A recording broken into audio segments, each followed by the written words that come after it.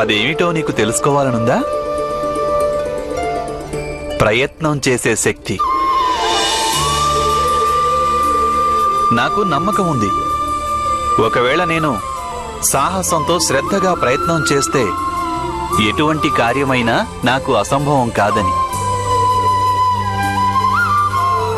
కానీ మావయ్య, ప్రయత్నం అనేది అందరూ చేస్తారు కదా. నీవు యథార్థం చెప్పావు వత్సాశ్రుత సోమ. ప్రయత్నం అందరూ చేస్తుంటారు.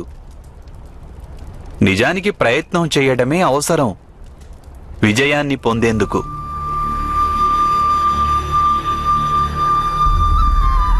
వాస్తవం చెప్పాలంటే మీరనుకునే ఆ విశేష శక్తి ఏదీ నాకు లేదు.